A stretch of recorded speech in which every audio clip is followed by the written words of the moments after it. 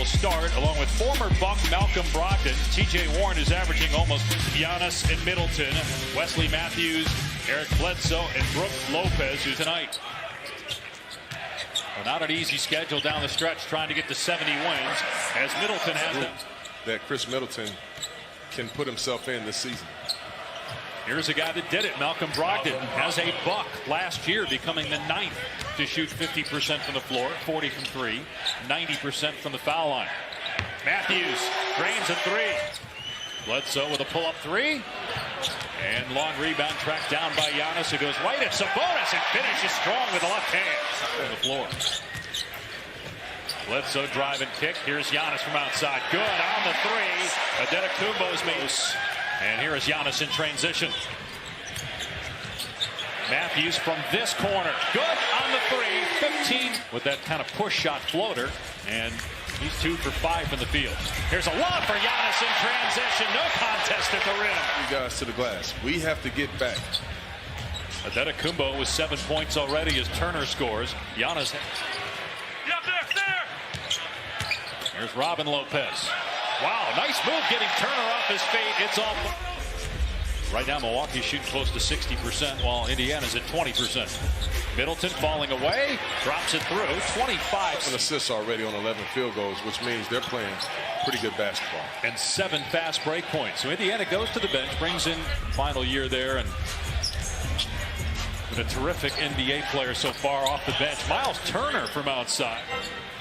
By Justin Holiday, they did a good job of denying. The intensity's picking up right now for the Pacers, and that's the reason why the coach made a switch. Well, T.J. Warren will off the bench for Milwaukee this year. It'll be interesting to watch him once they get to the playoffs if he can keep this up. Lopez, nice pass. Marvin Williams with the finish inside.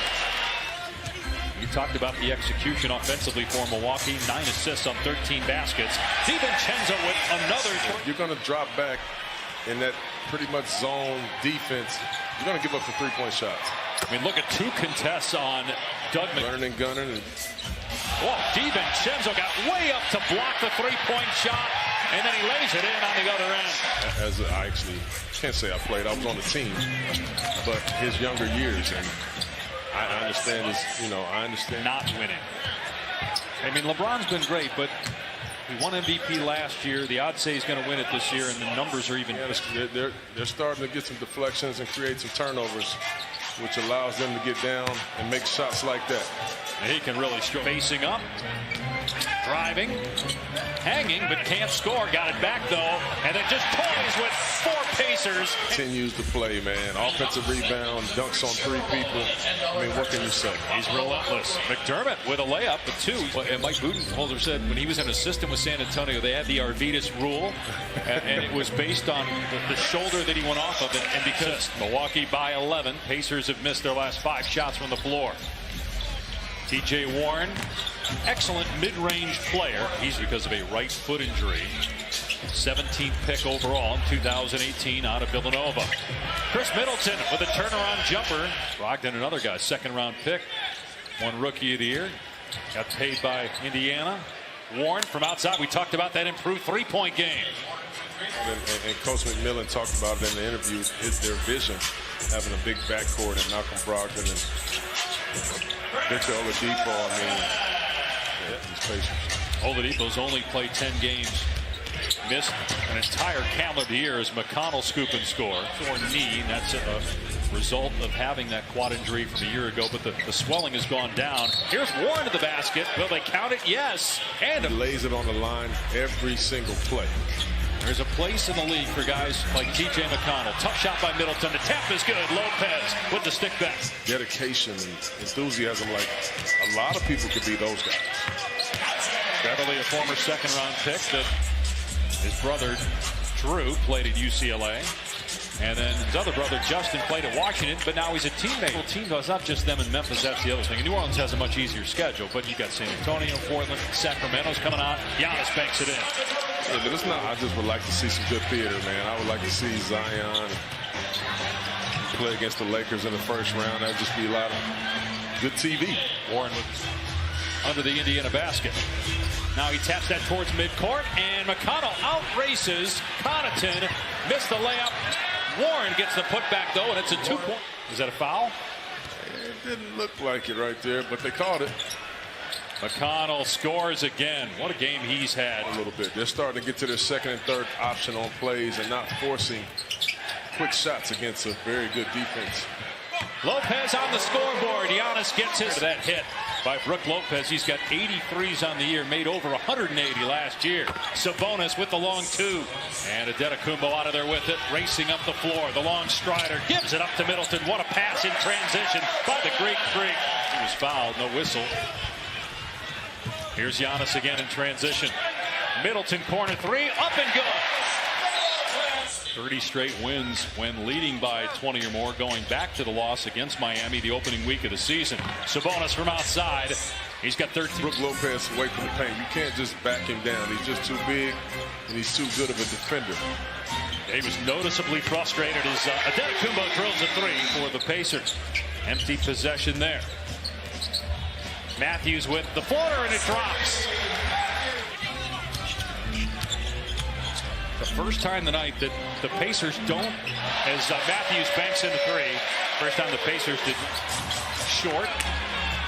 Almost half of his attempts have come from three-point land tonight. They don't pick up Holiday in transition, and Holiday with a nice finish. Sabonis still barking. Now with Tom Washington wanting a foul. Middleton, how good is that? Three-pointer for Chris. Setting the screen and rolling to the bucket. Middleton finds him. Here's Robin Lopez, corner three. Points. Holiday drive and gets the bank shot to go. Bad possession there by Indy. And Holiday with the tip to himself and the stuff on the other end. Timeout. 4 seconds to go in the quarter. Batatse's jumper is there. And it's a 10-point Middleton with 18 points, 8 rebounds. This is where they like Middleton to be right there in an isolation situation. Indiana in the middle of a 5-game road trip. They go to Chicago next, then Dallas. There's McDermott on the drive. Some of his explosiveness, too. Here's Bledsoe from outside. Good on the three, and all of a sudden more when the game's more free-flowing, because he said he's had to make a lot of adjustments this season, a lot of compromises this year. About it is when the entire league is going small, tied them up again. When the entire league is going small, they went big. They're starting to around. You were talking earlier about when you were on the Clippers with Eric Bledsoe, and you said when you train young guys, but you don't just train young guys, you work with some veteran offense carried over. Is that fair to the defensive side? Yes. You know, sometimes, you know, a lot of players, that just kind of happens. In particular, nice shot right.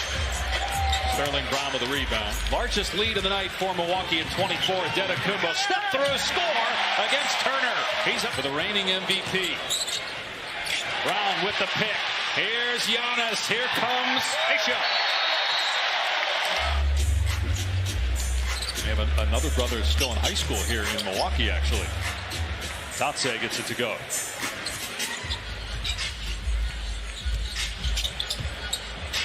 Sterling Brown, 30-year pro out of SMU. Nice hang and score in the paint. They won 73 games. If they had won a championship or won 73 games, they would say won a championship. Right? So twice, the 2-0 against the Raptors. They've split so far with the Celtics. Batatse in the paint, drops it in. His body, you look at his body and say, how do you improve that? But you lose a little weight, right? You lose a little body fat. Yeah.